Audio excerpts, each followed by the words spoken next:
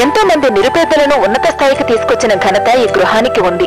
ఉత్తరప్రదేశ్, ఒరిస్సా రాష్ట్రాలకు గవర్నర్ గా పనిచేసిన బి సత్యనారాయణ రెడ్డి ఇక్కడ చదువుకున్నవారే.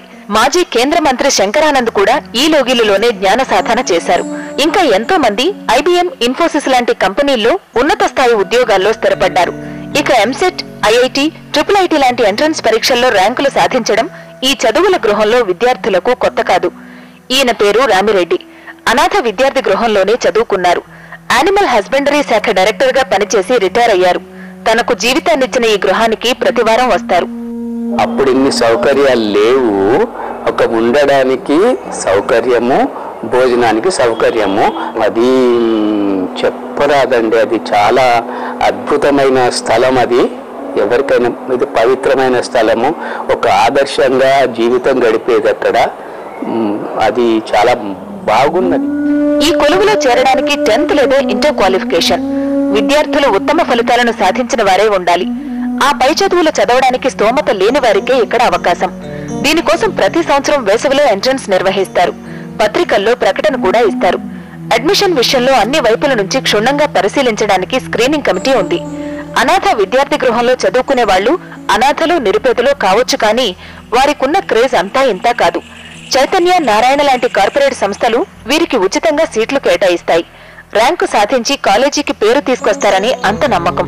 డే టు డే దీన్ని ఎవరు నడిపిస్తున్నారు అంటే హైదరాబాద్ లో వివిధ ఆఫీసుల్లో పనిచేస్తున్నటువంటి ఉద్యోగులు, ప్రభుత్వ ఉద్యోగులు ముఖ్యంగా.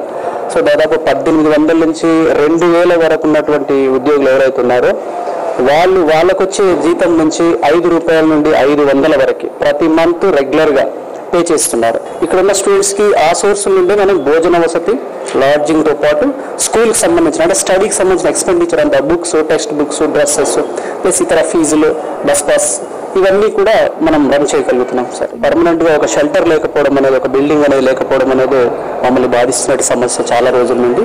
అది కొద్ది రోజుల్లో తీరబోతుందనే ఆశ. 90 ఏళ్ల క్రితం ముఖేద్కర్ మొదలుపెట్టిన ఈ సమున్నత లక్ష్యం నేటికి కొనసాగడం వెనుక ఎంతో మంది సహృదయత ఉంది. ఈ గృహానికి ప్రతి నెల 5 రూపాయల నుంచి 500 వరకు తమ వంతు సహాయంగా ఇచ్చేవారు 2000 మంది ఉన్నారు. ఇందులో సచివాలయం, పిఎఫ్ ఆఫీస్, ఆప్కో ఉద్యోగులే ఎక్కువ. ఈ అనాథ గృహంలో ఆర్ఫన్స్ గా ఉన్నటువంటి వాళ్ళు వీళ్ళు మంచి ర్యాంకుల్లో చదువుకుంటూ బాగా అభివృద్ధిలోకి వస్తున్న విషయాన్ని మనకు తెలిసినప్పటి నుంచి మేము తెలుసుకుని మా జీవితంలో కొంత భాగాన్ని నెలకొల్పాలని వాళ్ళకి ఆర్థికంగా సహాయం చేయడం వల్ల ఒకరి కోసం అందరూ, అందరం కోసం ఒకరు అనే ఒక గాంధీ గారి సిద్ధాంతం ప్రకారంగా సమాజంలో ఎంత ఎక్కువ మందిని చదువుకునే వాళ్ళని తయారు చేయడం కోసం నా వంతు కృషి మేము చేయడంలో భాగంగా మేము ఆనందంగా ఉన్నాము. చాలా సంతోషంగా ఉంది.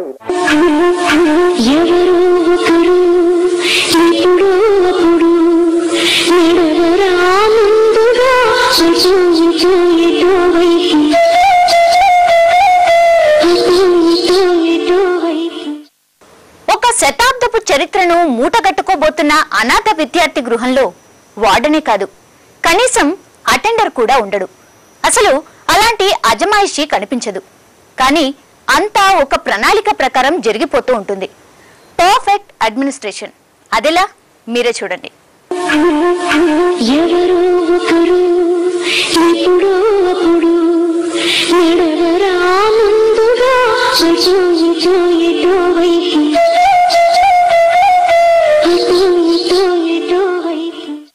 ఇక్కడ అమ్మా, నాన్న, అన్న, తమ్ముడు, మేనేజర్, ఆఫీసర్ అన్ని విద్యార్థులే.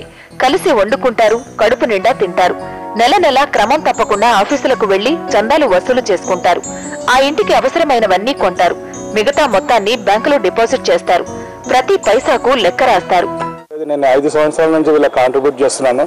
ప్రతి సంవత్సరం వీళ్ళ దగ్గర యాక్టివిటీస్ నేను అన్ని అబ్జర్వ్ చేస్తాను.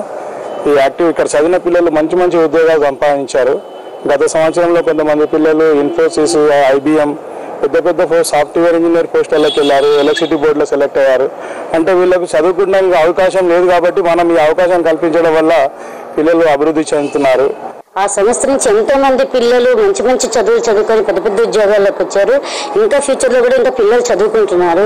మా వంతు సాయంగా చంద్రుడి కోనూరు ప్రభులాగా కొంచెం సాయం చేస్తున్నాం, కానీ 10 మంది చేసే సాయం వాళ్ళందరికీ ఎంతో ఉపయోగకరంగా ఉంటుంది. తర్వాత మేము చాలా హ్యాపీగా ఫీల్ అవుతున్నాము. ఇలాంటి వాళ్ళు ఇంకా పైకి రావాలి. ఇక్కడ ఉంటున్న విద్యార్థులకు ఎగ్జామ్ ఫీజు నుంచి పుస్తకాలు, ప్రయాణాల ఖర్చుల వరకు అన్ని గృహమే సమకూరుస్తుంది.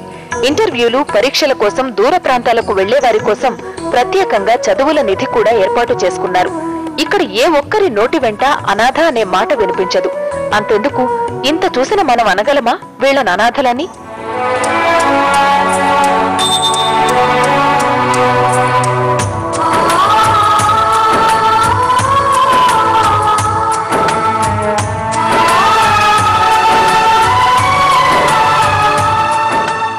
ఒకటి, దీనిలో కరప్షన్ అవాయిడ్ చేయడానికి ఎంప్లాయీస్ చేయలేదు, నెంబర్ 1. నెంబర్ 2, వాళ్ళ వ్యక్తిత్వం డెవలప్ కావాలి. డిగ్రీ ఫాదర్ మదర్ లేరు, డిగ్రీ అయిపోగానే చాలామందికి మేము అవకాశం కల్పించాం. ఎంఎస్సీ కానీ ఎంసీ కానీ వస్తే కల్పిస్తాం. అది కూడా ఎక్స్ట్రా డిసిప్లిన్ ఉండాలి.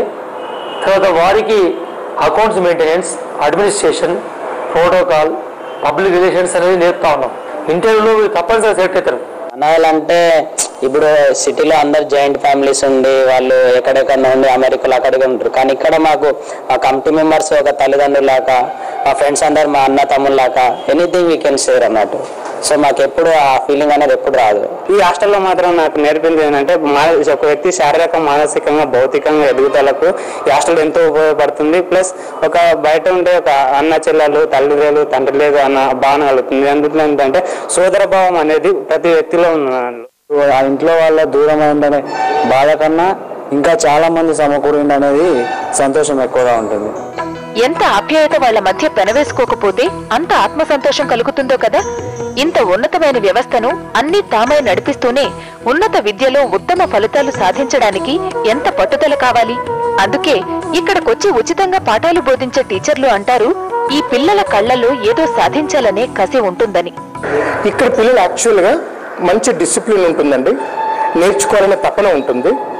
చాలా వరకు మనం ఏ కార్పొరేట్ కాలేజెస్లో ఎక్కడ చూసినా కూడా పిల్లలు ఏంటంటే తల్లిదండ్రులు పోషిస్తూ ఉంటారు. వాళ్ళలో ఒక క్యాజువల్నెస్ అనేది ఉంటుంది, క్యాజువల్ యాటిట్యూడ్ ఉంటుంది. కానీ వీళ్ళలో ఒక సీరియస్నెస్ ఉంటుంది. నేను ఇక్కడికి వచ్చిన పర్పస్ ఏంటి, నేను చదువుకోవాలి, నేను కష్టపడాలి, నేను బాగుపడాలి, ఈ సమాజంలో ఒక మంచి వ్యక్తిగా తయారు కావాలి, సమాజాన్ని నేను ఉపయోగపడే వ్యక్తిలా తయారు కావాలి. అలాంటి క్వాలిటీస్ పిల్లలు ఎక్కువగా ఉంటాయండి. అయితే విద్యాదానంతో పాటు జీవితాన్ని బోధిస్తున్న ఈ గుడి మాత్రం అద్దె ఇళ్ల చుట్టూ తిరుగుతుంది. సొంత భవనాన్ని నిర్మించుకుని కనీసం 400 మందికి ఆశ్రయం కల్పించాలనేది ఈ గృహం సంకల్పం. అదే జరిగితే ముఖేత్కర్ ఆత్మకు అభిషేకం చేసినట్టే. ప్రార్థించే పెదవుల కన్నా సాయం చేసే చేతుల మిన్న అన్న జీవన సూత్రాన్ని మీరు కూడా ఆచరణలో పెట్టాలనుకుంటే ఇక్కడ సరస్వతి పుత్రులను ఆశీర్వదించవచ్చు. మరో 100 మంది అనాథ విద్యార్థులకు దారి కూడా చూపించవచ్చు. తమలాంటి ఒకే గూటి పక్షుల్ని సొంత బిల్డింగ్ లో చదువుల నిలయాన్ని ఏర్పాటు చేసుకోవాలనుకుంటున్న వీరి కోరిక నెరవేరాలని కోరుకుందాం. వీడియో జర్నలిస్ట్ మహబూబ్ నగర్ వెంకటేష్ తో దినకర్, సాక్షి టీవీ, హైదరాబాద్. పేరుకి అనాథ విద్యార్థి గృహమే, కానీ అదొక అనురాగాల లోగిలి, మనసుకు వెలుగునిచ్చే జాబిలి, జీవిత పాఠం చెప్పే బడి గుడి. ఇంత గొప్ప ఆశయానికి బీజం వేసిన ముఖేత్కర్ కు 2 చేతులెత్తి నమస్కరిస్తే అది మన సంస్కారం. ఆయన ఆశయానికి గుడి కడితే మాత్రం అదొక సామాజిక బాధ్యత, అవసరం. ఎంతో మంది విద్యార్థులకు జీవితాన్ని దర్శించే అవకాశం.